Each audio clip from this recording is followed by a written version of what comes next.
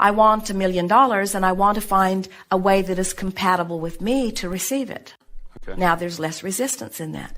You say, I want $1 million, and I know that there are a lot of people who have $1 million who got it in a way that would not be uncomfortable to me. When you talk about what you want and why you want it, there's usually less resistance within you than when you talk about what you want and how you're going to get it.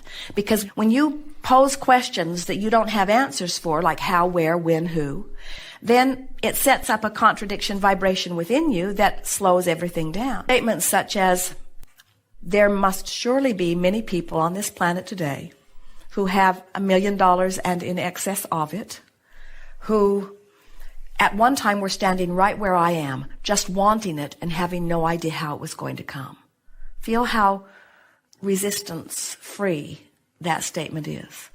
Even though you don't know how or where or when or who, if you know what, and you've talked about why you want it, and you've practiced the thought of it until it's starting to feel very familiar to you, what begins to happen is things that couldn't happen to you now begin happening, and ideas that wouldn't even occur to you now begin to occur to you, and rendezvous with people that you don't have access to now begin to happen. And when your million and many more come to you, you will wonder where it always was. And so when you start imagining having $1 million, and we're going to play here with you for just a little bit, but when you start imagining what that means, and we don't want you to just get $1 million and stop.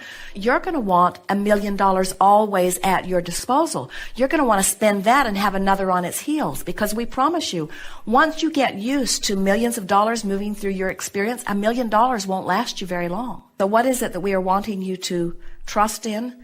The fact that you can be or do or have anything. How is it that we want you to approach it? Slowly and gently. We want you to be happy with where you are. You have to make peace with where you are. And that's why we're talking about these emotional journeys. You got to talk yourself into a different vibe, and then different things will come to you. You got to talk about what you want. You got to tell it like you want it to be. You can't face reality and have reality change in any way. You've got to face the parts of reality that you love and fill in the gaps with things that you get from your imagination or from your expectation. And before you know it, you see, so here you are, and you've got a lot of good things in your life which you accentuate and talk about and appreciate and make lists of. So you make lists of positive aspects, and you get on rampages of appreciation, and you look for good wherever you see it, and you feel good as much as you can. And then you have goals that you don't know how you're going to achieve. So then you fill those in with imagination and visualization and pretending. And then as you start doing that, you'll have a dream about it that makes it feel more real. Or you'll meet somebody that's really living that way. Or you'll turn on the television and somebody will be talking just like you've been imagining.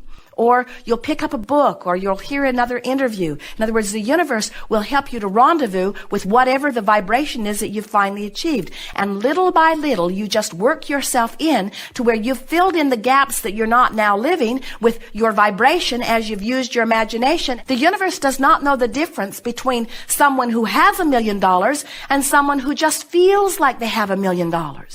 And when you feel like you have it, your vibration is such that law of attraction must line you up with things like that. And that's true whether you're talking about relationships, whether you're talking about building of empires, whether you're talking about attracting people to help you in your business. It doesn't matter what it is. You've got to find the vibration of it, and you've got to practice the vibration of it until the vibration of your desire supersedes the vibration of doubt. And when the vibration of your desire supersedes your vibration of doubt, bam, it happens. And then you say, where have you been? You say, I knew you were coming. I could feel you. At first, I just felt hopeful that you'd be there. But eventually, I started really trusting that you'd be there. And then, not very long ago, I knew you'd be there, and there you are. But the things you want can't come until you achieve that knowing. And that knowing doesn't come easily because you've been practicing not knowing. So you really have to get to the place where you don't talk so much to people who don't understand. And you talk to those who do understand. Or you just keep your own counsel. There's no reason for you to experience anything less than what you want.